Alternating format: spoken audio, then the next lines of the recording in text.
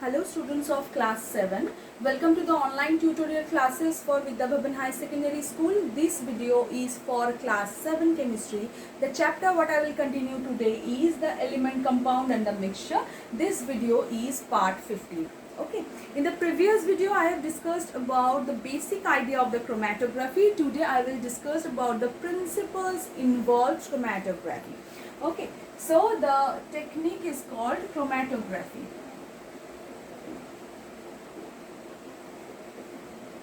Okay, so the chromatography procedure I'm going to draw here, and please understood it properly. Okay,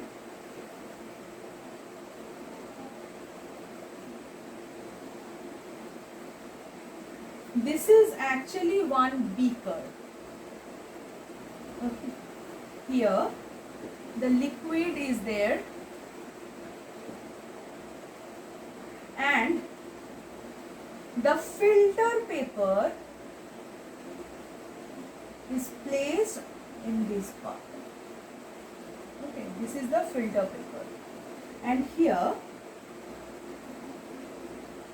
the mark has been given, and on the mark one drop of ink is given. Okay, so here the spot, the ink spot of the substance is given. It is the ink spot. Here it is the beaker. I have already told you. It is the solvent which work as the mobile phase, and the filter paper, this one is the filter paper which work as the stationary phase.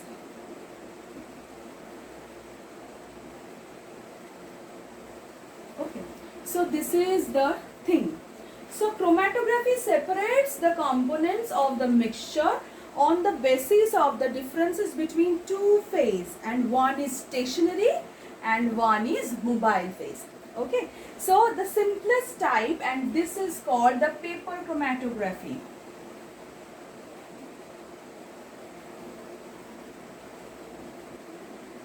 Okay, here in this method the special type of the paper actually used, this is the filter paper, and it is called the chromatographic paper.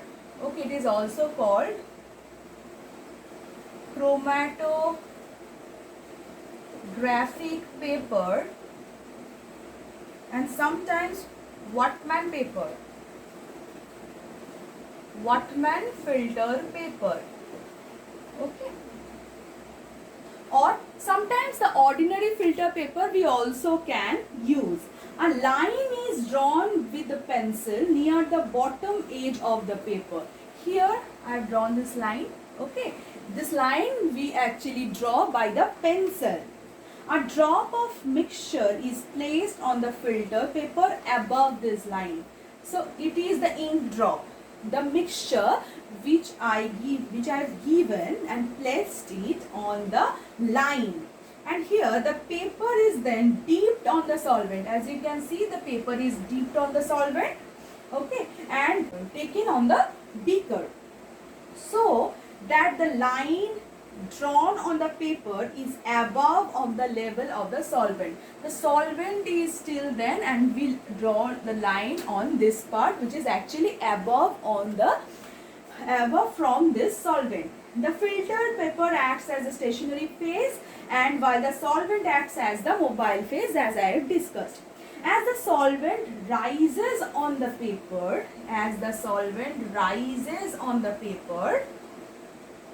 okay, it takes along with the drop of the substance, it will go along with the drop of the substance, and the component of the drop which is more soluble rises faster, and we see various spots on the filter paper which indicating the component of the mixture.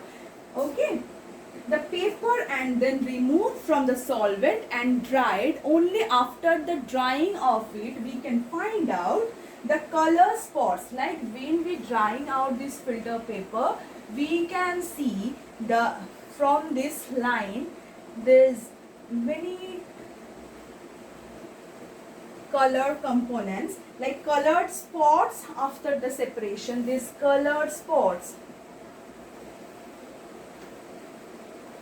these are the color spots we can find after drying out this filter paper. So this is the procedure of the chromatography by which we can actually separate the colored components of the mixture when all the components are very similar in their proportion. Okay, so it is actually a new term, a new thing for you. Okay, so the advantages of the technology of this method. So what are the advantages? Like a very small quantity of the substances can be separated. Very small quantity of the substance can be separated. What is the next? The second one is components with very similar physical and chemical properties can be separated. The components having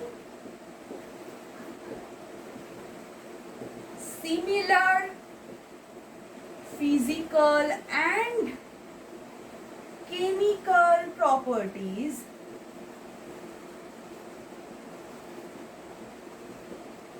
can be separated.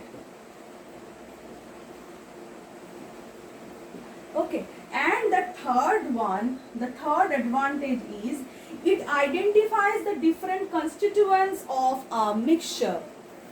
It identifies the different components of mixture. By this procedure, by this color drops. Okay, so now what are the uses of the chromatography? So uses, what are the uses of it? The first use, it can be used to separate the pigments of the natural colors. To separate the pigments of